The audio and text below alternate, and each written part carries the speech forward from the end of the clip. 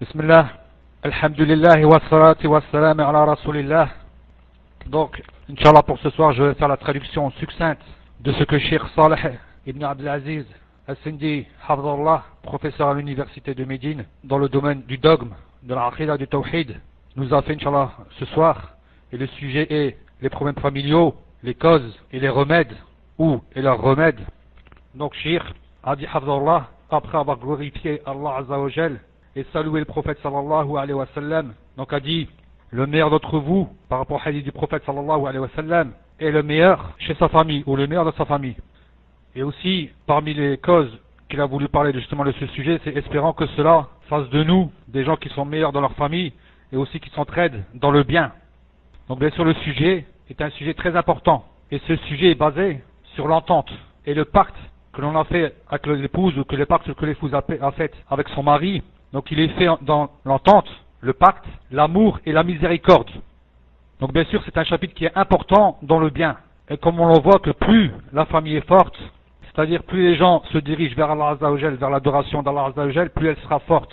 Et plus les traces de ce bien seront laissées dans la descendance. Et le cas contraire aussi, c'est-à-dire que plus les gens s'éloignent d'Allah Azza wa Jal, plus la famille s'éloigne d'Allah Azza wa Jal, et bien sûr plus on verra le contraire. Et aussi le prophète sallallahu alayhi wa sallam, dans l'histoire de Aïcha, c'est-à-dire l'histoire de son épouse, une histoire qui l'a troublé et qui lui a fait beaucoup de tort.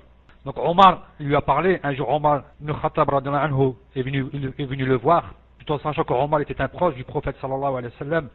Donc le prophète sallallahu alayhi wa sallam a ri, tout en sachant qu'il est resté un mois complet, en restant bien sûr triste.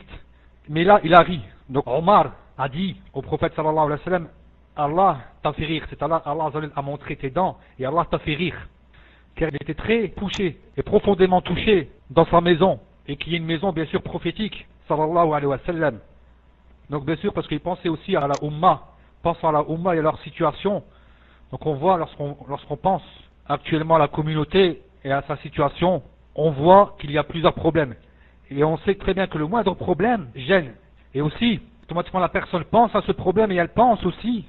Donc elle fait que la personne commence à penser et à réfléchir. Et elle réfléchit à ce problème et elle réfléchit aussi à la solution. Parce qu'elle veut, bien sûr, chaque problème a, bi'iznillah, une solution. Et bien sûr, parmi les problèmes qui sont importants dans les sujets familiaux, et qui est sûrement le problème le plus important, c'est bien sûr le divorce. Et bien sûr que c'est quelque chose qui doit, à l'origine, ne pas arriver. Et justement, et pour pas que cela arrive, c'est-à-dire comment faire, c'est-à-dire quelles sont les causes. Donc on voit que le problème a des causes, il a aussi des remèdes. Donc on va voir premièrement quelles sont les causes. Donc Cheikh a cité plusieurs points dans les causes.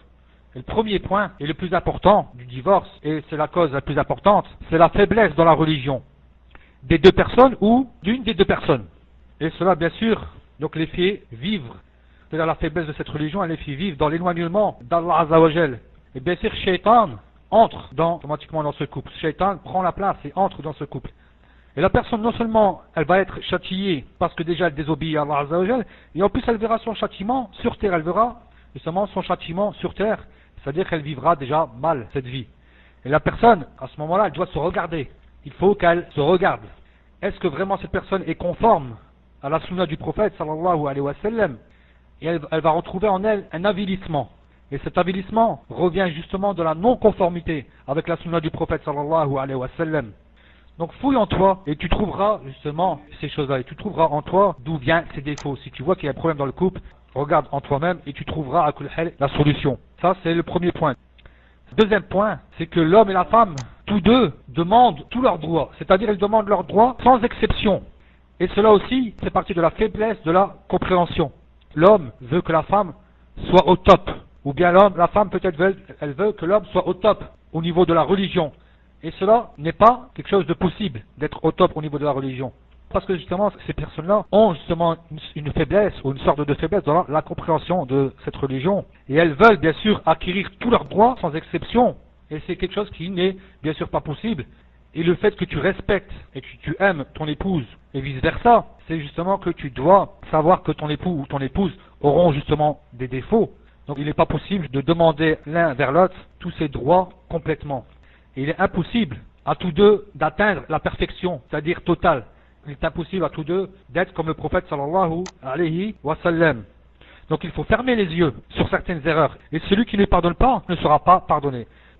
Troisièmement, parmi les choses aussi qui sont les plus fréquentes, c'est l'énervement.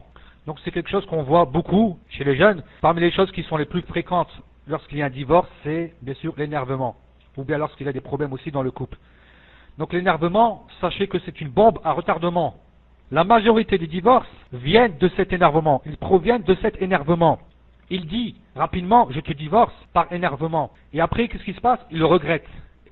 Ils doivent, donc tous les deux, délaisser ce mauvais comportement. Donc à ce moment-là, il faut, donc il y a un homme qui est venu voir le prophète sallallahu alayhi wa sallam et a dit au prophète sallallahu alayhi wa sallam, conseille-moi. Donc la personne est ouverte au prophète sallallahu alayhi wa sallam parce qu'elle lui demande conseil. Donc elle est prête à accepter ce que le prophète sallallahu alayhi wa sallam va dire. Et le prophète sallallahu alayhi wa sallam a dit, ne t'énerve pas, ne t'énerve pas. Celui qui a rapporté le hadith a dit, donc j'ai regardé, il a regardé, il a médité à propos du comportement, à propos de l'énervement, et il a vu que l'énervement est celui qui rassemble tous les maux. Et aussi le Bukhari dit qu'Abu Zar a invité, et puis il demande à sa femme de préparer de la nourriture, puis elle refusa de préparer de la nourriture. Et donc l'invité a entendu les voix se lever, il a entendu la dispute. Et lorsqu'il a dit ça à Abu Zar, qu'il a entendu ça, donc Abu Zar lui a répété que la femme est créée d'une côte qui est courbe. Elle est créée d'une côte qui est courbe. Donc si tu veux bien sûr la redresser, tu la casseras. Donc voilà comment Abu Zar a fait. Abu Zar après s'est calmé et il s'est rappelé de ce hadith du prophète sallallahu alayhi wa sallam qu'il a calmé et il ne s'est pas énervé. Pourtant, on s'imagine maintenant que beaucoup de gens d'entre nous auraient été plus loin, auraient fait beaucoup plus de problèmes si on avait évité que l'épouse ne venait pas à faire à manger. Quatrièmement, il y a ceux qui se mêlent dans ce couple. Sachez que le problème doit rester dans la maison. Il faut cacher vos problèmes. Ne les sortez pas chez les gens. Ne les disez pas au premier venu. Et cela est meilleur pour le couple. Donc parce que justement, les gens des fois le disent au premier venu dans la famille, ou chez les voisins, ou les amis. Bien sûr, dans la majorité des cas, cela n'arrive pas à résoudre ces problèmes. Et plus de gens rentreront dans ces problèmes, plus les problèmes s'agrandiront. Donc en général, le couple doit arranger ses problèmes seul. Donc il faut en général arranger ses problèmes seul. Cinquièmement, c'est la faiblesse dans le fait d'accepter ce que Allah Azza wa Jalla nous a octroyé. Donc la faiblesse dans le couple ou dans l'une des deux personnes, dans le fait d'accepter ce qu'Allah Azza wa Jalla nous a donné comme bienfait. Et aussi la comparaison, c'est le fait de comparer, le fait de faire la comparaison entre son mari ou sa femme par rapport à d'autres femmes et par rapport à d'autres maris. Le mari de tel ami ou de telle sœur et la femme de tel frère, et ainsi de suite. Donc, il ne faut pas prendre comme comparaison cela, parce que justement, vous allez peut-être voir dans votre mari certains défauts, qui vous allez accentuer sur ces défauts, et vous risquez de le détester. Alors c'est possible que le mari de votre sœur est plus doux, plus aimable, moins avare et autres. Donc il ne faut pas commencer à calculer ces choses-là, sinon vous allez justement tomber dans le piège de la comparaison, et vous allez ouvrir la porte à Shaitan, et vous allez commencer à être dégoûté de votre mari, ou bien vous allez être dégoûté et vous allez détester votre femme, et vous attendrez le moment propice pour la divorcer. Alors que bien sûr, à ce moment-là, Shaitan est entré. Donc le musulman, dans ces cas-là, doit accepter ce qu'Allah Azza wa Jalla lui a prescrit. Allah Azza wa Jalla lui a prescrit, et donc il faut justement accepter ce qu'Allah Azza wa Jalla a mis. Il faut être à l'aise, il faut être dans l'aisance dans ce domaine-là. Et accepter ce qu'Allah Azza wa Jalla lui a donné. Et même s'il ne divorce pas, et que la personne est tout le temps en train de comparer, elle vivra mal. Elle ne vivra pas en paix. Alors que la paix, as-sakina, c'est-à-dire le repos, ce repos-là, et cette paix, as-sakina, c'est justement le but du mariage. Et le repos fait partie des choses les plus importantes par rapport au bonheur du couple. C'est parmi les choses les plus importantes qui ont à voir avec le bonheur du couple. Et le musulman ne sait pas, car c'est possible qu'il déteste quelque chose dans son épouse, et que dans cette chose-là, justement, il y a un grand bien. Et Allah va mettre justement dans ces choses-là un grand bien. La personne ne sait pas d'où vient le bien. Donc il ne faut pas regarder les défauts. Et si tu vois les défauts de ta famille, donc regarde aussi les bons côtés. Et bien sûr, en ce moment-là, toi, essaye d'arranger ces défauts. Il faut que tu lui conseilles et que tu essayes d'arranger ces défauts. Et en ce moment-là, il verra justement beaucoup plus de bien dans le couple. Sixième point, par rapport aux causes du divorce, c'est que certains couples écoutent et demandent conseil à celui qui ne mérite pas d'être écouté. C'est-à-dire demandent conseil à n'importe qui. Alors que cette personne-là, justement, n'est pas un conseiller et qu'il n'a pas une bonne vision des choses. Et chaque personne qui demande justement celui qui n'est pas prêt à conseiller n'aura pas justement le remède. Et des fois, bien au contraire, il l'enfonce dans son problème. Il n'arrange pas son problème, mais Au contraire, il accentue ce problème. Donc voir qu'aussi des fois la femme, elle téléphone à sa voisine ou à une sœur, et puis la sœur lui dit fais ça. Et après la femme ne pense plus qu'à une chose, c'est-à-dire à faire exactement ce que la sœur ou la voisine lui a dit de faire. Et bien sûr cela amène des fois à la fin à un divorce. Et à ce moment-là, il ne pense pas aux enfants qui sont privés de l'amour de la mère ou de l'autorité de l'éducation aussi du père. On a vu là maintenant les causes. Bien sûr, elles ne suffisent pas à elles-mêmes. Il faut connaître bien sûr le remède. À l'origine, il ne faut pas, parce que l'origine de quoi justement par rapport au remède? L'origine c'est qu'il ne faut pas causer de problème. À l'origine, il faut éviter déjà, dès le départ, les problèmes. Les deux, c'est-à-dire le couple, doivent se comprendre. Et chacun connaît le caractère de l'autre. Donc chacun connaît ce qui hérite l'autre. Donc justement, elle doit éviter déjà, dès le départ, à l'offenser. Parce qu'elle sait que l'autre personne n'aime pas ça. Donc dès le départ, elle évite justement d'entrer dans les terrains qui sont litigieux. Alors qu'ils ne doivent pas oublier que c'est l'islam qui les a réunis avant toute chose. Donc si c'est l'islam qui les a réunis avant toute chose, parce que le frère, qu'est-ce qu'il cherche avant de se marier? Il dit je cherche une sœur. Et la sœur, qu'est-ce qu'elle cherche? Elle cherche bien sûr avant de se marier, de dire je cherche un mari. Donc c'est l'islam qui les a réunis avant toute chose. Donc ils doivent éviter ces causes. Et bien sûr, et ça c'est parmi justement le fait d'éviter ces problèmes. Ça c'est le meilleur des remèdes. C'est de ne pas rentrer dès le départ dans les problèmes. Et parmi les causes, c'est aussi de connaître la religion. Et de connaître ce qui est bien sûr important, c'est de connaître la vie du prophète sallallahu alayhi wa sallam. Parce que le prophète sallallahu alayhi wa sallam, il est un exemple pour tout. Donc c'est le meilleur d'entre vous, c'est le meilleur avec vos femmes. Et moi je suis le meilleur d'entre vous. Donc le prophète sallallahu alayhi wa sallam nous a donné une règle. Il nous a donné une règle de vie avec notre épouse, c'est-à-dire de regarder comment il était. Donc on doit être des gens qui suivent le prophète sallallahu alayhi wa sallam. Et bien sûr, premièrement, petit 1.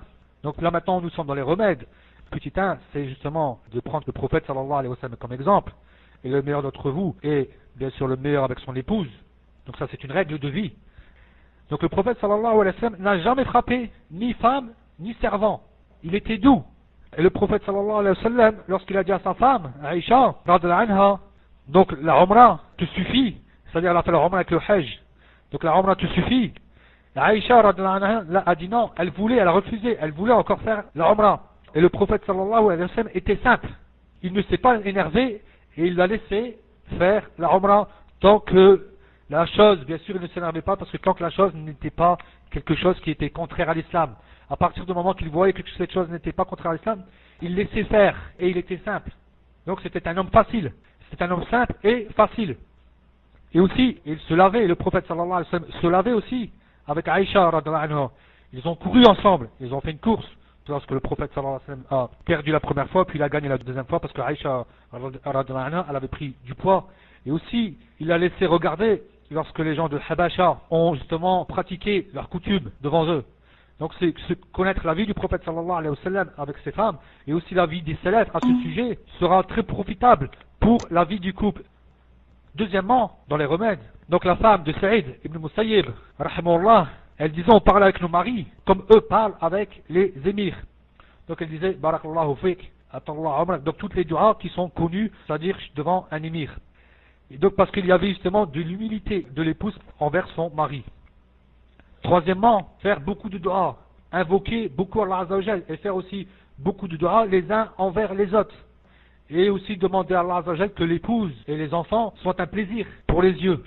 Et vous retrouverez ce verset vers la fin de la sourate Al-Furqan, lorsqu'ils ont dit justement, oh Allah, fais qu'il y a dans nos femmes et nos enfants un plaisir pour nos yeux.